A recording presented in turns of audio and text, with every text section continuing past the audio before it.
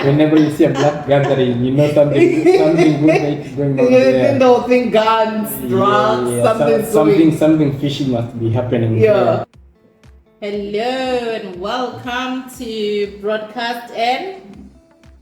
It's broadcasting. It's Broadcasted Kevin. Broadcasted Kevin. Yeah, we buy me Kevin. Yeah, welcome to Broadcast in Qatar. Yeah, with your African people. The African kings and queens. African kings and queens. Greetings.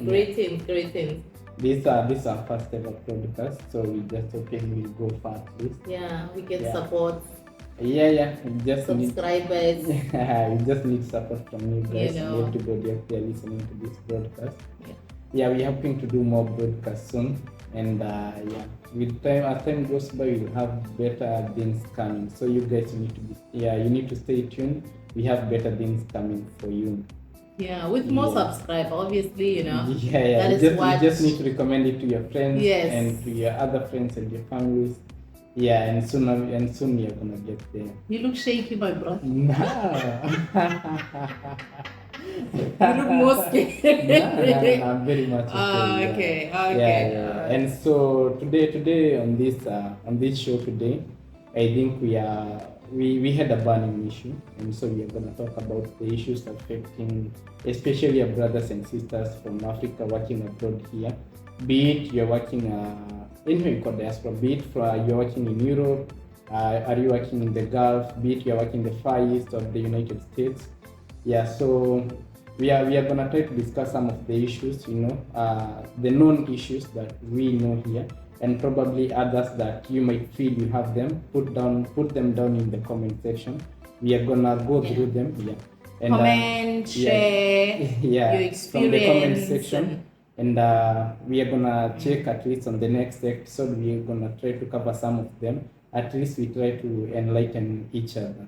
Yes. Viva Africa. Viva Africa. No, listen, I really think, to be honest, I think I was sharing with somebody yesterday or the day before to say that Africa, I think it's really coming up. I think there's more awakening. We are no longer in the dark world, in the dark ages. Yeah. So I think at least we are in this a transition century whereby it's evident from everywhere you see Africans working that we are also of the better genes, we can say. We've shown a lot of potential, although we don't see much recognition from the first world countries. Not everywhere, but you still find traces, of people not trying to recognize the African power, and especially in the skills probably and the knowledge that we got. It's still got to be in doubt everywhere we are, right? Yeah, I think, to be honest, if we look at it, we look at African people. If we migrate from other country, it's more like, because Africa is poor and you're just running away. It has never been because you're seeking a better opportunity. It has never been because you want to go and enhance your skill or anything else. It's always been looked upon as, you're poor. Or like if you walk around here in the Middle East already, without anybody meeting you anyway, they just think, you're a cleaner. You're a security. Nobody will ever give you a highlight of what do you do. They don't even ask you that question. Yeah, those are the probably most misconceptions, especially here in the Middle East. Especially, you either find like if you're a male, you'll be taken for as a security guard, nothing else. The furthest they think that you can go, maybe the best you can do is be the metro station attendant or a field attendant. That's an achievement. Yeah, that's the best achievement, the highest grade they give of an African male. And for the ladies, definitely they'll take you to be either prostitute. No. They start with the housemaids, but they are more confined in the houses. But then the ladies, they take them to be for the cleaners, Yeah, and if you're doing the cleaning but you got some more income, then they think you ran away from your job. And Yeah. now that's where the Yeah. prostitution comes in. I just think, to be honest, when you look at it in another sense, it's like, African, we need to start uniting and becoming more united and becoming more aware of ourselves, because we've been put in a box. And to be honest, as much as we've been put in a box and then few try to come out, and as much as few try to come out, there's always a narrative attached to us. Yeah, and that's the box that we need to push ourselves out from. Like we need also not to think the same as them. Like Yes. when they put us in that box, we need to come out from the box and think, like we in the same box they're trying to put us in. We can be better than that. We can try to show our skills differently, and also we learn to stand up for ourselves. But let me tell you, I've noticed one thing. Yeah. As much as the problem with Africans, we like doing things individual. Yeah. Because I can tell you right now, if you look here, and especially in the Gulf or Middle East, if you look at any Kerala Indian person, they're all employed. Yeah. They come into the country, they will stay 2 weeks or within a month, they already got jobs. Because, in the sector that I work in, you find that even a supplier would say, listen, I've got this supplier, you need to give this person business. And you go like, okay, there's many, I need to look into that. And no, this is the one that you need to look into business. But then when you check their background, it's because they're from the same region. So it's like they literally make sure that they take care of one another, without knowing or trying to find detail. As long as they know that you are a Kerala Indian person, there is that unity in them. there is that thing of, we will make sure that till the last person, whoever is unemployed here, will get to the bottom of it, and everybody will have to be employed. That's not the thing with Africans. Yeah, which is not the thing with us. Yeah, although not everybody out there, definitely, but the biggest percentage you'll find is that when, let's say, when an African is doing up there in the top tier management, you see, instead of pulling up the others from the junior level, all the unemployed, then you'll find like quite a big number. They tend to rise up by themselves only, and get that whole entitlement. Them alone, like, yeah, I'm doing well, I'm doing fine. Whereas you've got like there are some Africans probably in the streets, they still got no jobs and things like that. I think it's more like with African, it's like if you are up there, Kevin, right? Yeah. And then you're trying to bring Mike and Mariana and Lizzie and all that. Instead of them coming up there, they pulling you down. They go like, oh, Kevin thinks so much. It's a two-way. Yes, you're trying to raise up by yourself, and the others down there, they're trying to pull you down. They're pulling you down. I think with African, it's more like that. It's more like, instead of them supporting you and saying, cheering for you and say, oh, Kevin, you're great. You're up there, try to lift us up. They go like, no, how did you get up there? Yeah, that's the first thing. What did you do to get up there? And you think so much of yourself. Oh, so you're no longer sitting in our table. Oh, okay. It's like they come up with all this narrative and scenarios that you end up yourself as Kevin up there feeling like, I do not want to associate myself with this. As much as I might be of that color, but I cannot associate myself with that narrative, because at the end of the day, regardless of your skin color, you're still a human being. You get the effect of those words that people can say about you. Yes, sometimes they might not be the best words you want to hear, especially if you're working in a foreign country. Yes, and especially in a foreign. I mean, I've experienced it in my country many times, to be honest. I don't want to lie, because as much as in my country they promote black excellence and black management and all that, but with many management that I've spoken to who are black, they facing the same issue of it's very challenging to bring up your own people up there. I had one incident whereby, you go to work and then this lady approaches me and she's like, oh, I'm going to do the Sangomaish thing, right? So obviously, those are not magic. Yeah. Those are not the things that you can discuss with white people and say, hey, listen, I need to go off because I want to go into. But Yeah, you know, to when do you voodoo. approach, yeah. But then I thought to myself, and I'm like, listen, this is maybe one of the reasons why I'm here, so I can Yeah. help my people. So Yeah. I agree with her, and I go like, listen, by the way, you need to understand you don't have leave days, you don't have this. So what we're gonna do, we're gonna work on your off days. You're gonna work long stretch days instead of you working your normal 5 days and being off. Yes. So then you're gonna start working your 7 days or whatever, so you can take that off. It's not really allowed, but if you say yes to me, I can work out something like that. Mind you, the girl after coming back from the Sangomi, she's now helped.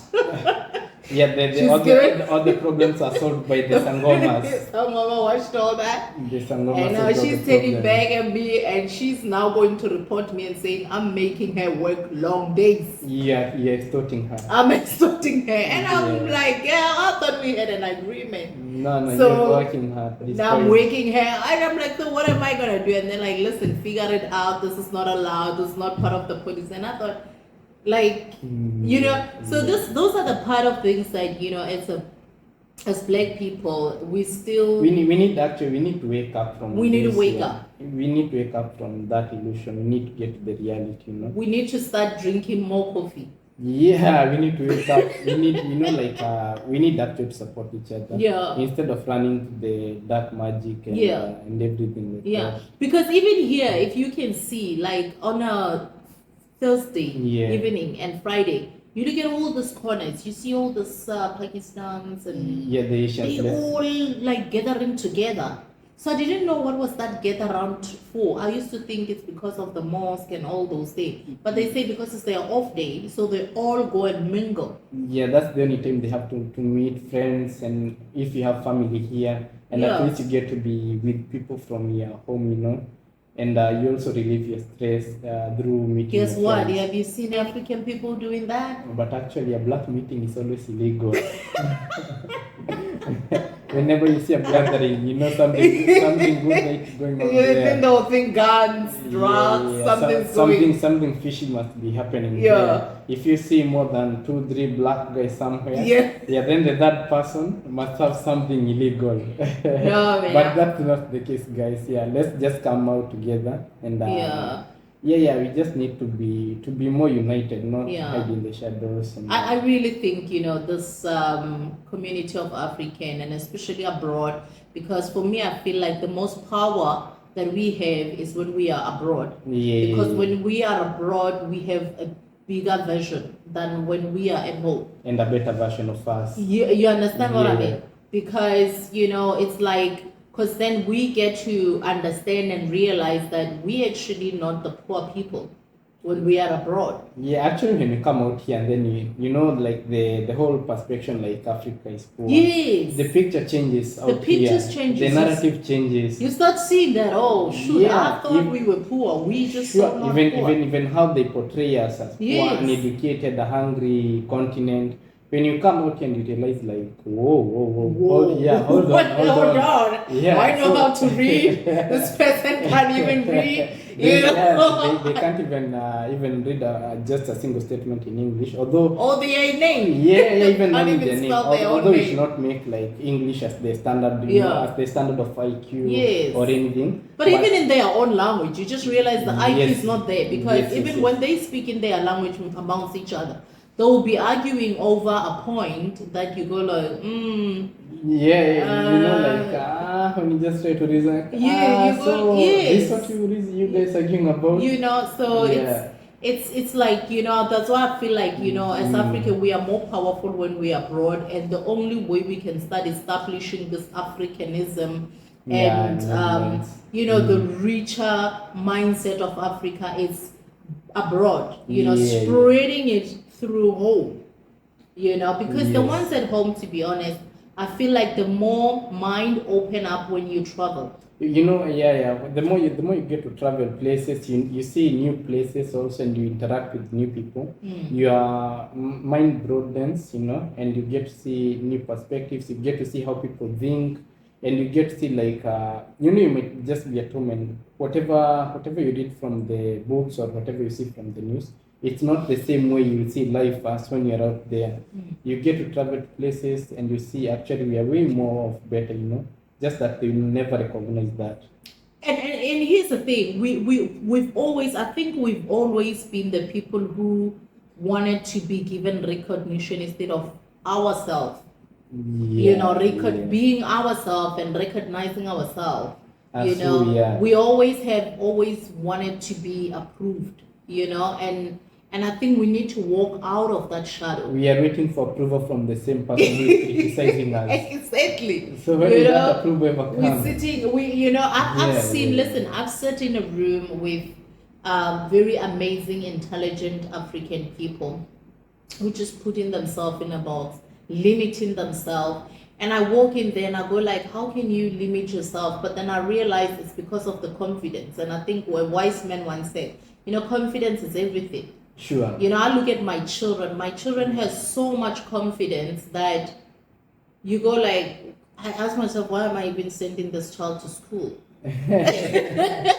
Because, she just thinks that she knows everything. Yeah. And she can do everything, and everything is just so easy for her. Okay, but then when you look at it, it's just because of the confidence.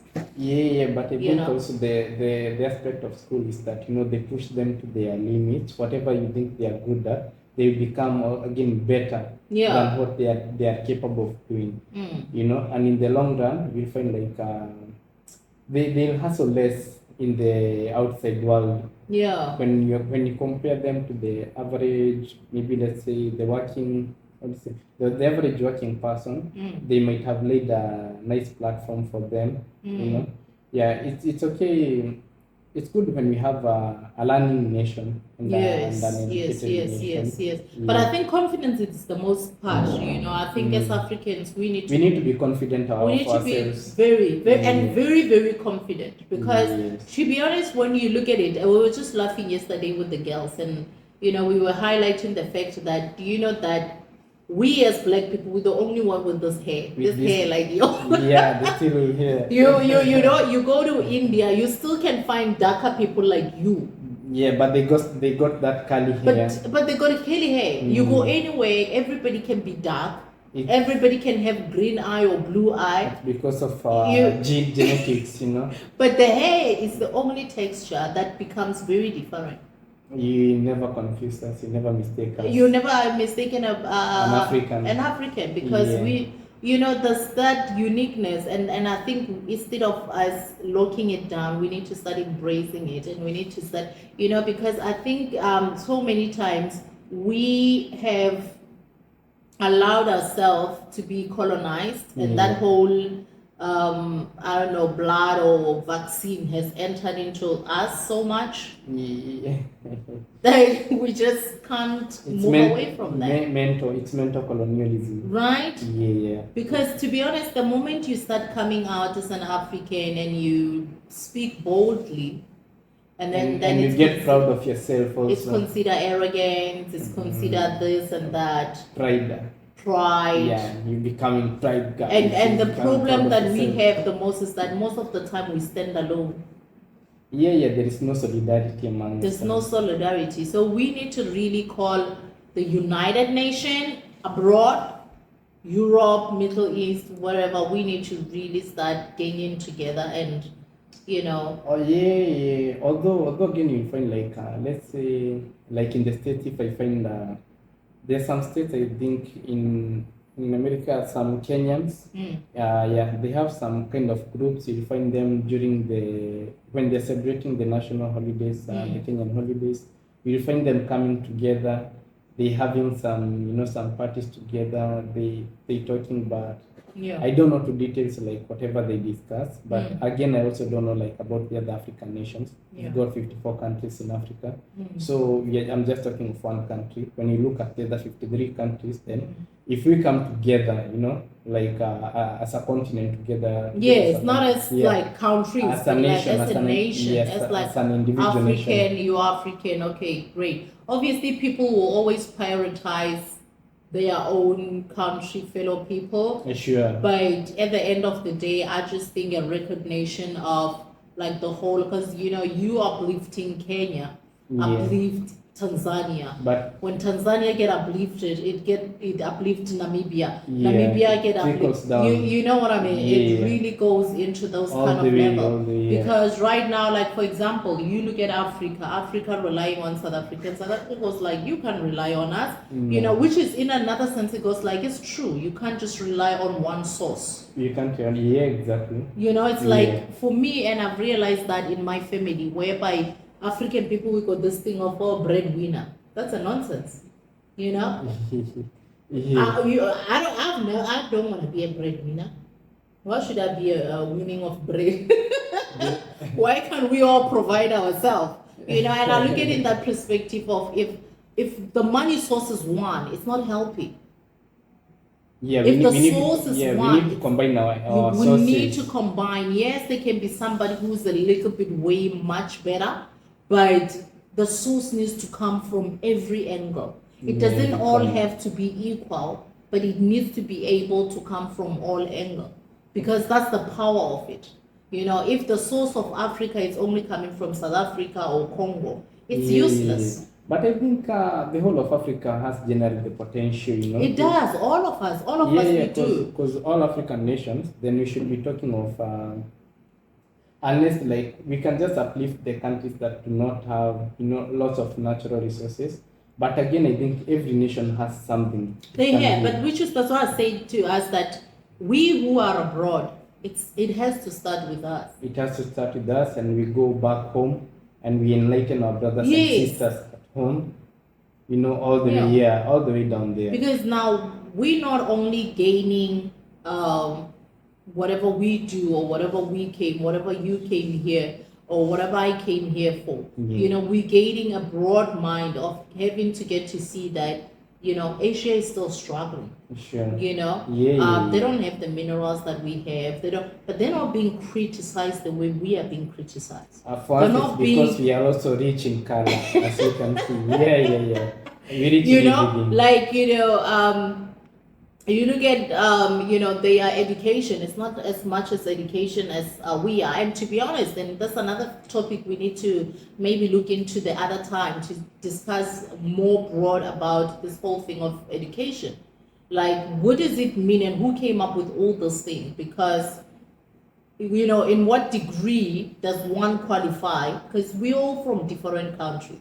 You know, me being a lawyer in my country does not validate you to be a lawyer in my country. You get my point? Sure. Doesn't mean that I'm that educated that, you know, so so I think that's another topic that we will touch base on another time. But right now we're just talking about us as African abroad uniting and making sure that we're nurturing ourselves with whatever skills and whatever information and resources that we are gathering here, so that we spread it to our home country, so that Africa get to be lifted, because Africa has to really come to the light. We've been in the shadows for some time now, but for very long time. And it doesn't even make sense, because if you look at it right now, you know, we live in an Arab country whereby they've got oil only. But look how rich they are. Only with look oil. How just with oil only. The same oil that Nigeria has. The citizen in this country. You can't even touch them. You can't touch them. You can't fly with them. You can't come anywhere near them. You know? But you are more rich with minerals more than them. You know, we have oil, we have mine, diamonds, gold, platinum, silver, coal, copper. You name them. You name anything that is in this planet. We have it all. There in Africa. You name every fruit, you name every vegetable, you name any animal in this planet. We have it. We have all of those things. That they would fly an animal in a flight to just come and bring it here. But we have it there. And you get paid to see it here. Whereas we get all this natural water that they would source the water. They will build their own mountain. When our mountain, you get my point. But look who's poor. poor? Like who's called poor or portrayed poor? In reality, us. we are. In reality, we are, because It's to be us. honest, we don't have all those things because we've been manipulated, and we can't continue blaming colonism. Yeah, because now at this point, I think we all now, like, we can all see everything. We now have platforms. We can express Yes. ourselves. We can spread the message again. It's not up to us, you know. It's not up to the colonizers or Yes, anyone. it's no longer even Now to the our power- politicians, the you know. power is As in much our as, yes, hands. we understand that politics has influence, it's got all this thing, but what we need to understand is that when we are abroad, we are independent. And to be honest, there's nothing more powerful than an independent community with a mindset that is bright. Because our politics are the old people that were installed by colony in every country in Africa. Although for us right now, And they just not as a broad mindset as we are, you know. So Yeah, imagine the young if we nation, the young really nation. go back and have our own foundation that is studying abroad. That would be powerful. That would be powerful. If we really start uniting in this whole, you know, we tell ourselves in our community, and we start uniting, you know, as African, and we don't have to have a political whatever, you know, but the agenda can be, we want to restore Africa. But for me, the thing I would advocate most is like the uniting of the African nations. Like we just have one country as Africa. Even though, because remember, all of Yeah. it starts with money, because everything else goes with economy. You know, if for example, what I'm saying is that as African abroad, so if I, with whatever money or resources that I'm making here, and then we say, okay, this is what we have, this is what we have, we buy a land in Kenya or whatever, and then we build this estate. That estate is money. Now we go to Tanzania, we buy another one. We do this, we start doing this thing, and then Mike and Linda or somebody else, they unite, they buy a mall or they build a mall, you know. So the more economically we are, we then are able to govern in our country. Government just is also all about economy. And power. It's all about economy. Who has the power to you run know, the the economy? power comes with the economy. Yeah. You know, the power comes with the money. If you have money, you automatically are in power. Because then the moment you have money, you know, it's the same thing as we do in our family. The uncle who has money is the one who goes for lobola negotiation. He's the one we send. He's the one who is always make the negotiations everywhere. Everywhere, in funerals, in parties. And his statement is always final. Yes, his statement is always final. So if we then build our own country, you know, instead of coming abroad, marrying a Ukrainian, coming abroad, marrying a Filipino, no offense, nothing against that, okay? But does that really build Africa? It happens. I mean, listen, it happened. You love who you love, you marry who you marry. We can't control that, guys. No offense. Yeah. But we can't control that. Yeah, but we're just talking about the we're just talking hold. about the power hold of investment. Yeah, sure. You know, so if you invest more in, because like who they say, they compare the statement of Vladimir Putin to say that he say that Africa is a graveyard for the Africans. We need to change that, which is true. Okay, you get, for example, I know, no offense to my Zim friends, you know, you had my Zimbabwean friends who work in Canada, US. They go and they build a land there, you know, they get this fancy job, and then they now buy. There's nothing wrong with buying abroad. But my question is why would I buy a land in Kenya when I don't even have a land in South Africa? It should start at home. Begins at home. Charity begins at home. So they want to move Zimbabwe to Canada. It should be the other way around. They're bringing Canada to Zim. You should bring Canada to Zim. You know, it should be the other way around. Your nation, guys. Yes. Stop running away. Yes, stop running away. You know, rest back home. Rest back home. This is the only way we're gonna be able to fight for our land and get our land back. But we're never gonna be able to do that if The moment, you know, you become the superstar, Mm-hmm. and then all you do is that, okay, now I'm gonna buy a house in France. There's nothing wrong with buying a house in France. There's nothing wrong with that. But what have you built home? We start at home. Yes. But some people they just wanna live home. They think like maybe But what benefits does that? Nothing. What we need to understand is that we are the generation of either you believe in ancestors or you don't believe in ancestors. That is the reality. The reality is your roots. There's no beginning without a root. Everything must. You can't run away from a root. You can't say, I can't say, oh, I've made it now and all that, and now I'm marrying an Arab man, and then now my life is cut from Africa. No, I will never be an Arab. I moved my roots to the Arabic world. Listen, they can marry you, they can give you kids. At the end of the day, what remains is your roots. And what we need to understand is that the blood of Africa is more stronger and powerful than any other blood in this nation or in this planet Earth. African genetics. Yes. The black genetics. So if you're a black woman and you make a child with a white man, the child is black. The child will never be white. The child will never be white. And you can't run away from You that. can't run away from that. Yes. The child will always be black. No matter how white you are. The hair will always betray them. The hair will betray them. It will always be black. Yeah. Yeah, unless it will say, hey, where you unless going? 4 generations down the line, that's when maybe you can completely. Yeah, I can dilute. Yeah, it can not completely, but you can dilute the color. At least to be something light, but still, it will take. The roots. Yeah, it will take, and you know, like we're talking about 4 generations, 5 generations. Yeah. Probably then they get to meet with another African, and then still they go back. It goes back. Concentration goes high once more. You start all over again. So, yeah, all in all, we're just saying that let's guys, just we are powerful, guys. Let's just embrace the Africanism. Let's just embrace going back. And the African unity, guys. We need to come together as well. You know, unity is the most powerful. I think. We in the more coming episodes, we'll try to diversify on. On the key points like as people as Africans, like what we need to work on. Yeah. Yeah, and how can we come together? Like, should we have unions here or something? So, like, how often should we have like meetups?